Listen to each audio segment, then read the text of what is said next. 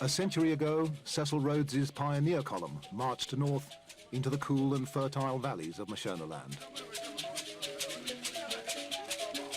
The colony that bore his name was founded on a wholesale land grab by British settlers. It went on for more than 50 years, and the independent nation of Zimbabwe is still wrestling with its consequences.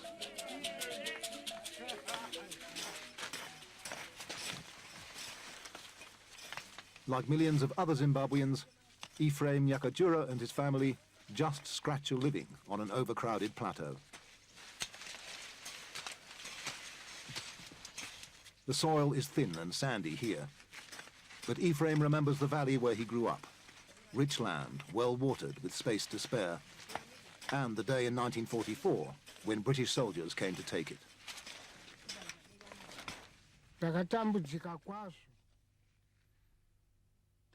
I was very, very unhappy.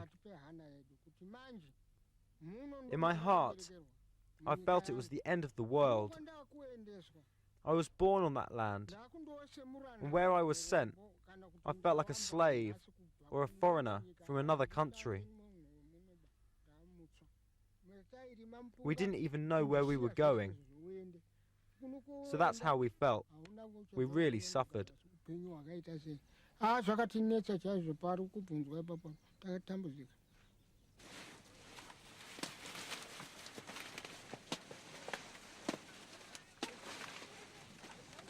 It's harvest time at Sarui Sauce Farm on the rich black soil of Norton, west of Harare. Tobacco is the farm's most important cash crop and Zimbabwe's biggest export earner. It pays the wages of 75 permanent farm workers and their families and provides a handsome living for Jim Sinclair and his two sons. You got a spray for that? Yeah. That's Frogger. That's Frogger spot. So we've got to do something about that. Between them, Jim and the boys own 2 farms and lease a third. Yeah. Okay, Doug. Well, we'll see you. Okay. You come back for lunch? Yeah, I'll see you later. Bye. They're good farmers, and they're proud of it. We're probably spending, in terms of turnover, we're probably pumping $8 million into the Zimbabwean economy every year, and in terms of fertilizer, chemicals, capital equipment, that sort of thing. As well as tobacco, there are maize and hay crops, and 1,000 head of cattle fattening in Sarui Sauce's lush pastures. It's a good life, but Jim Sinclair feels that he and his family have earned it. His father-in-law bought the land from another white settler in 1933. Okay, Jonathan, I thought you might be interested in a couple of things we've got in here. When his wife's father died, Jim paid top dollar to buy out her brothers and sisters. Our wedding in this garden in 1965. They've raised 3 children and 3 grandchildren here so far. My mother and all her children and grandchildren. Wow, yeah. extended family. Isn't it? Wonderful. When independence came, Jim was elected president of the Commercial Farmers Union. So that's your friend the president? Yeah, he was prime minister then. We were quite friendly. He was accessible and, of course, led the policy of conciliation, reconciliation after the war. But unfortunately today, he now sends out letters like this. So. The letter came at the end of November. It gives notice that Sarui Sauce Farm has been designated for compulsory acquisition by the government.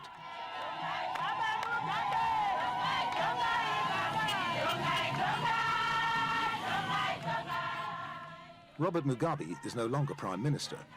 He's the all-powerful president of what is in fact, if not in name, a one-party state. The decision to acquire 1/3 of Zimbabwe's most productive farms was made without consultation with the farmers or with the international donors who the president expects to pay for it. According to Zimbabwean law, the farmers are entitled to full compensation. But even Robert Mugabe admits that without foreign aid, the money to buy the land just isn't there. If necessary, he said, he'll take it anyway, and the British can pay the bills. We couldn't accept perpetual occupation of most of our fertile land by others and not by ourselves. That we objected to, and the British should know that. This is Zimbabwe. It cannot be an extension of Britain.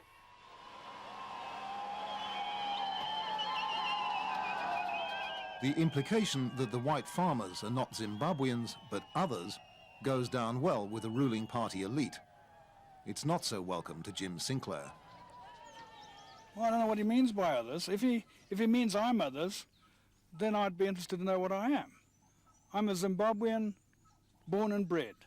I was born here, lived here all my life, made a commitment to this country. How can you actually say to somebody, I'm going to buy your farm by law. The law says I've got to pay you for it, but I haven't got any money, so actually I'm not going to pay you for it. Now, have we got a government that's above its own law? Well, you know, constitutions can be amended any time by Parliament. The law can be changed any time by parliamentarians.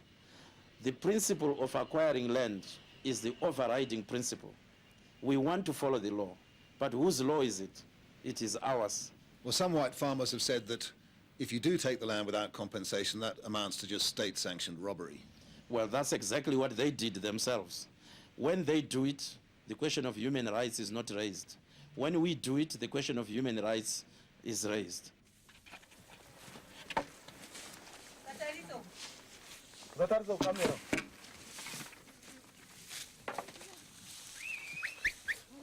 Bordering Jim Sinclair's land at Norton is the communal area of Mondoro, home to around 70,000 people and half as many cows.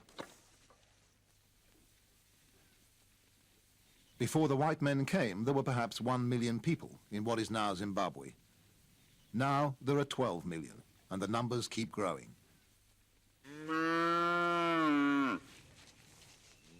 Tendai Masiwa has 7 cows of his own and 4 children. He's one of 12 children himself. His father Langton was allocated his fields 40 years ago. Now they've been subdivided between his 6 sons. After decades of use, Tendai's little maize field is not much more fertile than a sandpit. By this time of year, on good soil, the corn stalks would be standing taller than a man. Since my grandfather, they started using this soil. Otherwise, it's 40 years ago, 50 years ago.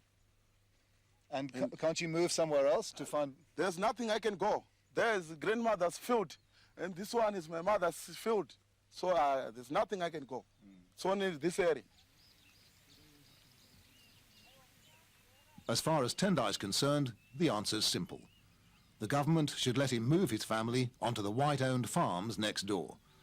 In fact, he's fully expecting to do just that before the next planting season starts in August. After all, as his father Langton says, land was what the War of Independence was all about. All riches come from the soil. They wanted soil.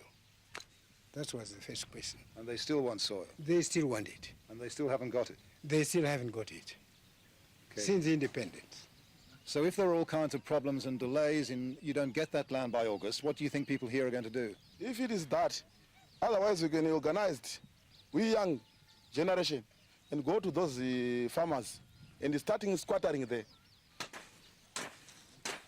Like most Chona peasants, Tendai Masiwa is a loyal member of Robert Mugabe's ZANU-PF party. Such a public threat must have had the party's tacit approval. And certainly it strengthens the government's hand. Either the government does it, or else the peasants will do it.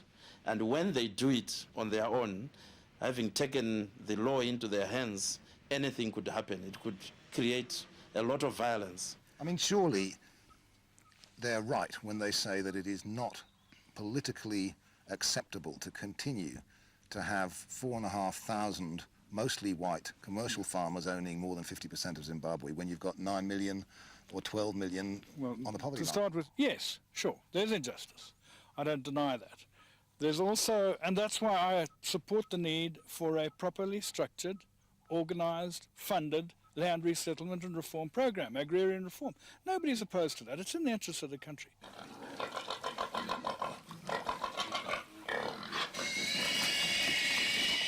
The problem, as Jim Sinclair sees it, is that the current program is anything but structured, organized and funded. You see, the problem that we have is that this government's treating this issue as a political issue. It's not a political issue. We're talking about economics, exports, feeding people, employing people, And this piggery is a good example. Because he owns the land, Sinclair has been able to borrow funds to finance improvements like his piggery. But the peasants won't have private title, so the banks won't lend them money.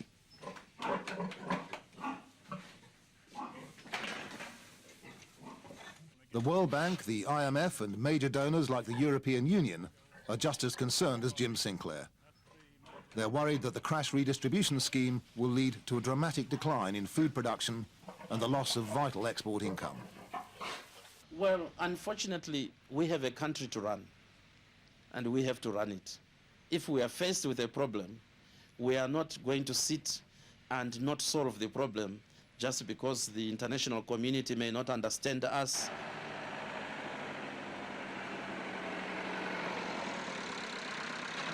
There's another group of people who don't understand. The 120,000 people who are employed on the threatened farms. The displaced Shona were reluctant to work on their own land for the white man's wages. So most of Zimbabwe's farm laborers came from Malawi and Mozambique 30 or 40 years ago.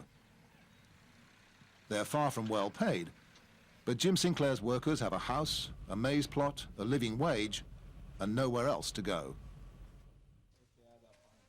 And these days, even young, well-educated Zimbabweans like Gift, the foreman of the piggery, have been forced to leave the towns and find work on the commercial farms.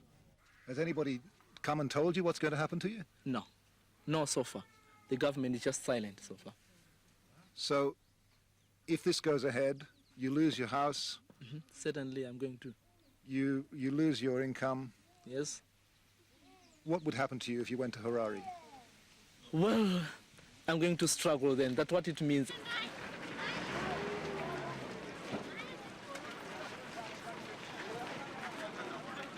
If the farm workers are forced to join the job queues, life in the bleak suburbs of Harare will get even tougher than it already is. More than half Zimbabwe's citizens have no work. And with interest rates at 35%, there are few investors rushing to create new ones. Inflation is over 20%. The Zimbabwe dollar has crashed and living standards have plummeted. It's in the cities and not on the land that the real time bombs are ticking.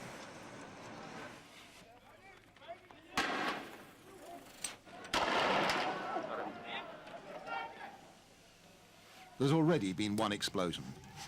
For 3 days in January, rioters stormed through Harare and its suburbs, looting and burning. The police lost control of the streets and shopping malls.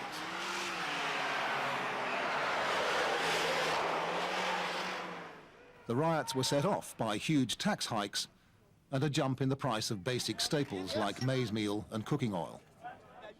In the streets, they pinned the blame squarely on a corrupt and incompetent government. We want a new government.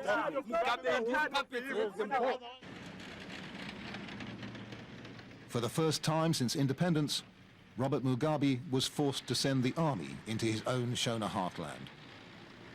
But he hasn't accepted the blame for the price rises.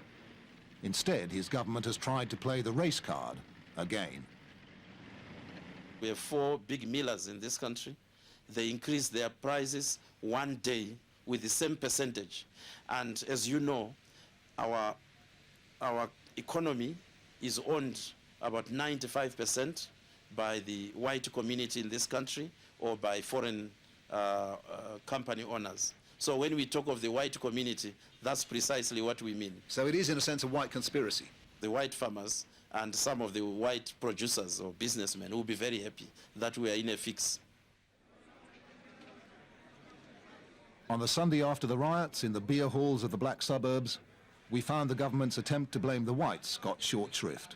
It was not even an opposition party, it was not the white people who caused that, whoever is no. It's only we people who thought of that. We wanted to show the government that we dislike that what they did. We can't say it's a word, man, because yeah, things can go up. And just like you have your own company, and then yeah, the government says, okay, we raise the taxes. How much you pay for the company? for you to get that money, it means you have to raise your things as well. So we cannot say, we blame the government for that.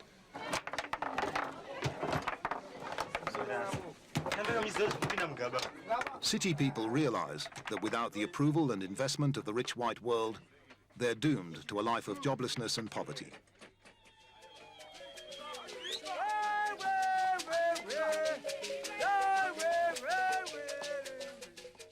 But out in the rural areas where ZANU still has a powerful hold, it's land that's always been the linchpin.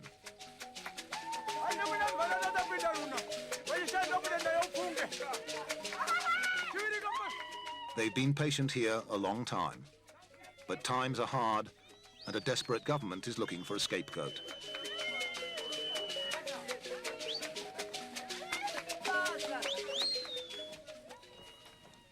Look at that. No, that looks great, darling. Super. Well done. Right. Anne and James Sinclair are not racists. Mr. Mugabe says you should all go home. Got anywhere to go. This is home. Yeah.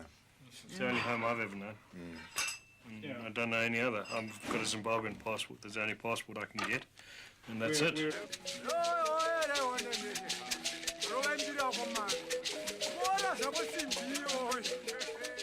It may not be good economics to hand flourishing farmland back to the peasants, but even in one-party states, it's sometimes politics that comes first.